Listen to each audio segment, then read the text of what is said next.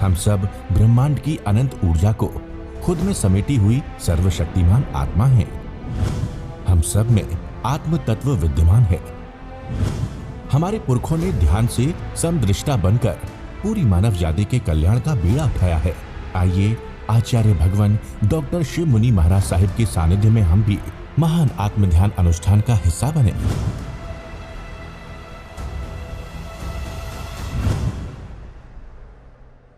परम श्रद्धेय ज्ञान गुरु आचार्य सम्राट डॉक्टर श्री शिव मुनि जी महाराज साहिब के आशीर्वाद से स्थापित इस फाउंडेशन का प्रमुख उद्देश्य देश के विभिन्न स्थानों पर स्थित ध्यान केंद्रों का संचालन करना, आत्म ध्यान से संबंधित साहित्य का प्रकाशन करना, आत्म ध्यान साधकों को एक प्लेटफॉर्म पर लाकर जन जन तक पहुंचाना है। फाउंडेशन में सभी ट्रस्टी एवं सदस्यगण आचार्य श्री डॉक्टर शिव मुनि जी महाराज साहिब एवं आत्म ध्यान के प्रति समर्पित हैं। ये फाउंडेशन संपूर्ण विश्व में आत्म ध्यान साधना के प्रसार के लिए कटिबद्ध है। शिवाचार्य श्री के सानिध्य में होने वाले हर आयोजन में ध्यान की चिंतन धारा लाखों करोड़ों लोगों की प्रेरणा का स्रोत बन रही है। ऐसे में शिवाचार्य श्री द्वारा प्रदत्त आत्म ध्यान साधना से संबंधित ऑडियो एवं वीडियो पुस्तकों आदि का संचय करना, प्रिंट मीडिया, सोशल मीडिया आदि के माध्यम से उनका संरक्षण, संवर्धन, सृजन एवं संचयन करना भी ट्रस्ट का प्रमुख उद्देश्य है। इस ट्रस्ट के माध्यम से आत्म ध्यान प्रशिक्षकों का वर्ग तैयार कर उनकी समस्त व्यवस्थाओं को संचालित किया जाता है। शरीर का मोह कैसे तोड़े? शरीर मेरा है ही नहीं। शरीर को भगवान की वाणी सुना, शरीर एक खाल की भांति है। शरीर को अपना मानोगे जब तक, तब तक मोह है। जैसे आपका घर, तो घर कितना, पड़ोसी का घर एक आपका घर, अंतर है कि नहीं? एक ये घर एक वो घर। जिस घर में रहते हैं वहाँ कितना ध्यान रखते हैं, और पड़ोसी के घर में कुछ हो, हमें क्या मतलब? फर्क है। भगवान की वाणी आपने बहुत बार सुनी है। बोलो कैसे मोह तोड़ोगी? शरीर का मोह तेने भगवान बार बार कहते हैं कि देह को पराया मानो, देह को बेगाना समझो। देह मेरी है ही नहीं। देह खाल है, एक पिंड है, अशुचि भरा देह, जो 12 भावनाएं, अनित्य भावना, एकत्व भावना, जब रोग आ गए, कुछ आ जाए, व्याधि आ जाए, शरीर है, मेरा है ही नहीं। जैसे जैसे शरीर को पराया मानोगे, भेद ज्ञान की स्थिति में आओगे और कर्म आपके शरीर पर निकल करके आएंगे, उसको अपना ना मानोगे, तो धीरे धीरे आपका मोह कम होता चला जाएगा। और आज तक हमने शरीर को महत्व दिया। शरीर का मोह तोड़ो। मोह तोड़ने 2 तत्व अलग अलग हैं। सिकंदर यूनान में डायजनस के पास आए, महावीर की तरह वो नंगा फकीर नदी के किनारे बैठा है। किसी ने कहा सिकंदर को कि भारत के संत लेके आओ। सिकंदर ने सिपाहियों को भेजा, वो आने को तैयार नहीं। सिकंदर वहाँ गया नंगी तलवार लेकर के कि चलो मेरे साथ। डायजनस आराम से बैठा रहा। सिकंदर ने तलवार निकाली, वो हंसने लगा। हंसने लगा। सिकंदर ने कहा तुम हंस रहे हो? मौत दिखाई नहीं देती, सामने तलवार है और तुम हंस रहे हो। डायजनस कहता चलाओ तलवार। ये शरीर तलवार टुकड़े कर सकती है। मैं देखता हूँ तुम तलवार चलाओगे और शरीर के टुकड़े होंगे और मैं परमात्मा से मिल जाऊँगा। ये शरीर एक बाधा बना है, चलाओ। डायजनस ने कहा सिकंदर को चलाओ तलवार, मैं देखता हूँ तलवार क्या करती है। सिकंदर हैरान हो गया। ऐसा व्यक्ति जो तलवार से, मौत से डरता ही नहीं और खिलखिला के हंसता है और कहता चलाओ तलवार, मैं भी देखूंगा कि शरीर जो बाधा है मेरे आत्मा और परमात्मा में बनने की, मैं परमात्मा से कैसे मिलता हूँ। चलाओ तलवार, मैं देखता हूँ। कहते सिकंदर रुक गया, हार गया। उस सन्यासी को अपने साथ नहीं ले जा सका। ऐसे भी संत हुए हैं, महान संत हुए हैं। प्रभु महावीर के जीवन को देखो। उन्होंने शरीर को अपना समझा ही नहीं। जैसे दीक्षा ले ली, घर बार छोड़ दिया, राजकुमार बन गए, किसी का सहारा लिया ही नहीं। निर्ग्रंथ, मौन, अकेले, आकाश की भांति स्वच्छ निर्मल जीवन, ऐसा उनका जीवन था। इसी प्रकार जब हम देखते हैं कि ज्ञानी जन कैसे शरीर को नौका बना लेते हैं, स्वयं नाविक बन जाते हैं और संसार सागर से पार हो जाते हैं। दो ही तरीके, शरीर और आत्मा को अच्छी तरह समझो। ये आत्मा क्या है? सव्वे सरान्यटन्ते तक्खा तत्था न मिली। भगवान ने कहा सारे तर्क, सारी बुद्धि निष्फल हो जाती है आत्मा के आगे। आत्मा के लिए कोई तर्क दे ही नहीं सकते, कोई बुद्धि, कोई मन, कोई निर्णय आत्मा के आगे तक्का तत्था न विज्ञाई। आत्मा को तर्क द्वारा क्या आप सिद्ध कर सकते हो? आत्मा का जन्म नहीं, आत्मा का मरण नहीं, आत्मा की माता नहीं, आत्मा का पिता नहीं। आत्मा जहाँ भी है, जिस गति, जिस योनि, जिस शरीर में जाती है, वापस लौट आती है। ये जीव, ये आत्मा 4 गति 84 लाख जीवा योनियों में भटकी है। 4 गति 84 लाख जीवा योनियों में भटकी है, पर आत्मा वही थी वही। चाहे नरक निगोद से निकल करके आई, चाहे पशु योनि में गई, चाहे मनुष्य में गई, चाहे देव योनि में गए, 21 देवलोक तक जाके आए, आत्मा कोई खरोच भी नहीं आता। ये शुद्ध थी, शुद्ध है, शुद्ध ही रहेगी। वो तुम हो और वो मैं हूँ। इसलिए 24 घंटे में से अधिक समय किसको देना? आत्मा को दे। जितना आत्मा को समय दोगे उतना सुख भीतर बढ़ता चला जाएगा। शक्ति, सुख, ज्ञान और कर्म जो लगे हैं, धीरे धीरे कर्म टूटते चले जाएंगे। आत्मा शुद्ध है, चैतन्य है, अनंत ज्ञानमयी, अक्षय सुंदर। वर्ण की अपेक्षा से आत्मा न कृष्ण है, न नील है, न लाल है, न पीला है, न श्वेत है। आत्मा का कोई वर्ण नहीं, काला, नीला, पीला, लाल, सफ़ेद, आत्मा का कोई वर्ण नहीं। गंध की अपेक्षा से ना आत्मा सुगंध वाली है, ना दुर्गंध वाली है। रस की अपेक्षा से न आत्मा तिक्त है, न कटु है, न कषाय है, न खट्टी है, न मधुर है। आत्मा का कोई टेस्ट नहीं है। स्पर्श की अपेक्षा से न आत्मा कर्कश है, न कोमल है, न लघु है, न गुरु है, न उष्ण है, न शीत है, न स्निग्ध है, न रुक्ष है। न वो काया वाला है, न लेश्य वाला। आत्मा की कोई काया नहीं, आत्मा की लेश्या भी नहीं। इसलिए न तो उसका कर्म रूप बीज है और न किसी का संग है। वह न तो स्त्री है, न पुरुष है, न नपुंसक है।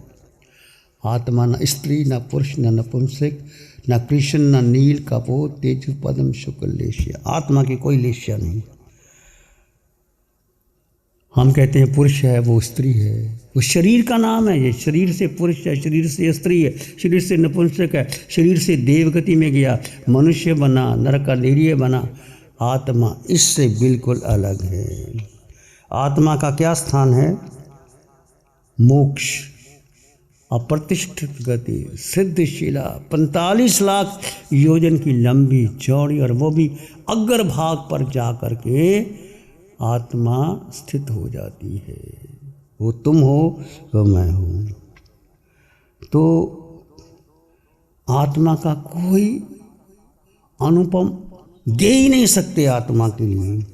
वो शुद्ध चैतन्य स्वरूप है, सत्ता वाला, अक्षय सुख वाला, शक्तियों का समूह, ज्ञान दर्शन उपयोग से युक्त आत्मा है। आत्मा थी और आत्मा रहेगी। भरत चक्रवर्ती शीश महल में बैठे बैठे केवल ज्ञान हो जाता है। आपने बहुत बार सुना, एक अंगूठी निकली, दूसरी निकली, चौथी निकली, मुकुट निकाला, शरीर को निकाला। ये शरीर, इसके लिए मैं कर रहा हूँ। बैठते बैठते आत्मा का चिंतन करते करते केवल ज्ञान होगा। ऐसे ही राजा जनक, एक मिथिलावासी, एक ब्राह्मण को पकड़ कर लाए। उसने कोई अपराध किया था, राज्यसभा में जनक ने कहा इसको मेरी सीमाओं से बाहर निकाल दो। तो विद्वान ब्राह्मण ने विनम्रता से पूछा, राजा मैं बाहर तो चला जाऊंगा पर मुझे बताओ आपकी राजा की सीमाएं कहाँ तक है। तो जनक ने सोचा सीमाएं तो राज्य की मेरी पूरी सीमाएं मेरी है, तो मेरा राज्य तो पृथ्वी पर है, लेकिन पृथ्वी पर कहाँ है, पृथ्वी पर भी अनेक राजा है, अनेक देश है, गांव है, नगर है, तो मेरा राज्य कहाँ तक है। फिर पता लगा कि मेरा राज्य तो राजधानी मिथिला पर है, मिथिला पर भी मेरा राज्य क्या है।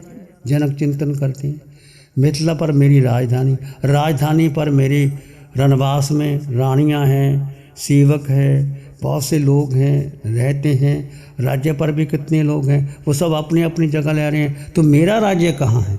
क्या मैं आत्मा शरीर में हूँ, मेरा राज्य कहाँ तक है। चिंतन करते करते कहने लगे मेरा राज्य तो ना मेरे महलों पर है, ना मैं स्वजन परिजन पर है, ना मेरे सेवक पर है, मेरा अधिकार तो केवल शरीर पर है, परंतु शरीर पर भी मेरा अधिकार नहीं है। शरीर कभी भी जा सकता है, आज इस कर्म टूटा शरीर चला गया। अंतिम सच तो ये है कि शरीर पर मेरा अधिकार नहीं है। एक मैं आत्मा स्वयं में संपन्न परिपूर्ण आत्मा मैं था, मैं हूँ, रहूँगा। चिंतन करने के पश्चात जनक ने उस ब्राह्मण को छोड़ दिया, कहा जाओ आत्मा तक मेरी सीमत है, आप जहाँ भी जाओ रहो। आपने मेरी आंखें खोल दी। जो व्यक्ति ज्ञानी जन होते हैं, चिंतन करते हैं, कैसे कैसे उनको अपने आप मार्गदर्शन मिलता है। तो आप और हम सब चिंतन करें, शरीर और आत्मा। शरीर माहु नाभितो जीवो वुच्चो नाभियो संसारा अनुभवतो जंग तरंती मासनो। शरीर एक नौका है, जीव नाविक है, संसार एक समुद्र है। इस समुद्र से पार होने के लिए जड़ और जीव का भेद करते हुए शरीर को अपना मत मानो। शरीर मेरा है ही नहीं, था नहीं, ये पड़ोसी है, ये खाल की भांति है। मेरा अधिकार तो 3.5 हाथ की काया में जो मेरे आत्मा है वही मेरी है। वही कार्बन शरीर छूटेगा, मैं आत्मा से बुद्ध मुक्त होऊंगा। यही सार है। भगवान ने कहा कि शरीर का त्याग करने से आप सिद्ध बुद्ध मुक्त हो सकते हो, और आत्मा का त्याग नहीं कहा भगवान, शरीर का त्याग। शरीर छूटेगा, जीव सिद्ध शिला में जाएगा।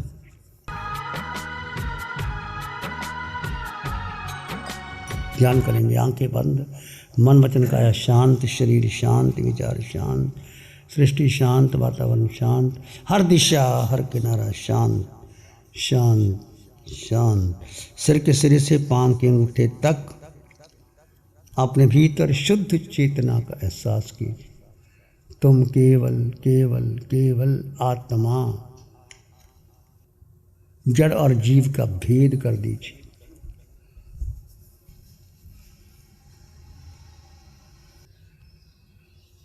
मैं आत्मा हूँ। अपने भीतर शांति का अनुभव करें। आत्मा में अनंत सुख है। 2 तत्व साथ साथ में है, पर दोनों जुदा जुदा है।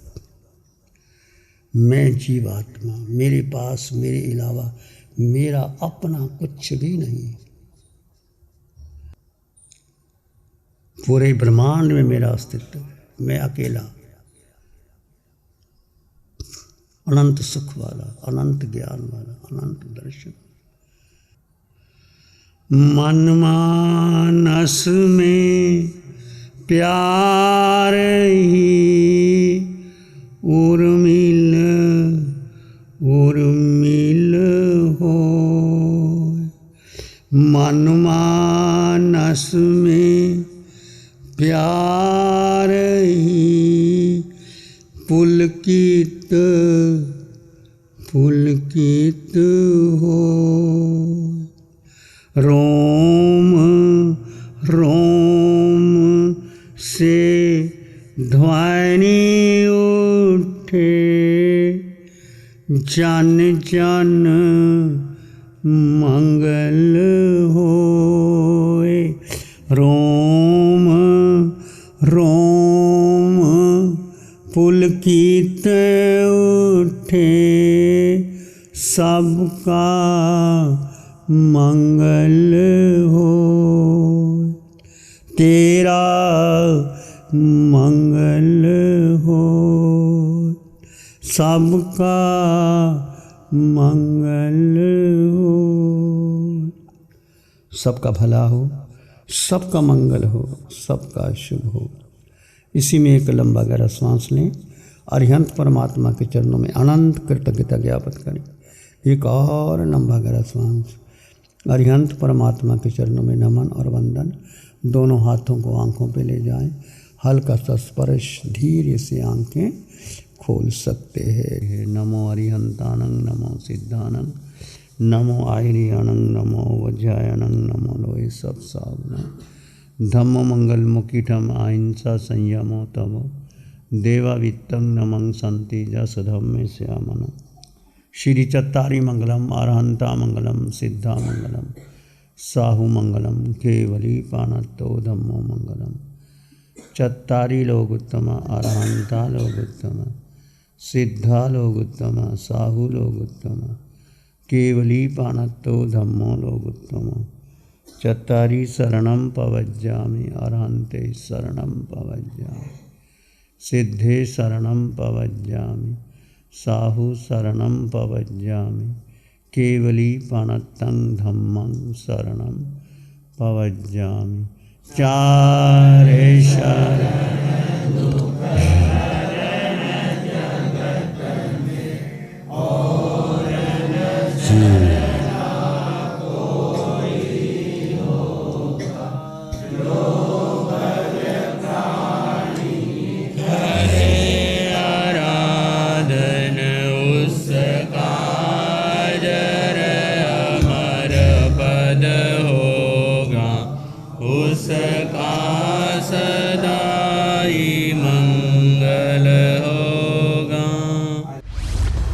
लग्जरी, कंफर्ट, शानदार view, park Inn by Radisson hotel. अपनेपन का एहसास, यहाँ बिताया हर पल आपके लिए होगा खास। यहाँ के अमेजिंग रूम्स, बैंक्वेट हॉल, तमाम प्रकार के प्योर वेज जैन फूड। जिंदा दिल लोगों के खूबसूरत शहर सूरत में रेडिसन ग्रुप की स्टार रेटेड लग्जूरियस होटलों में सबसे अग्रणी है Park Inn by Radisson hotel. एक बार अवश्य विजिट करें। सूरत अडाजन में Park Inn by Radisson hotel. Project by Sumeru group, Shri Babulal Mandot, Surat. गुरु हमको ऐसी कृपा दृष्टि दे।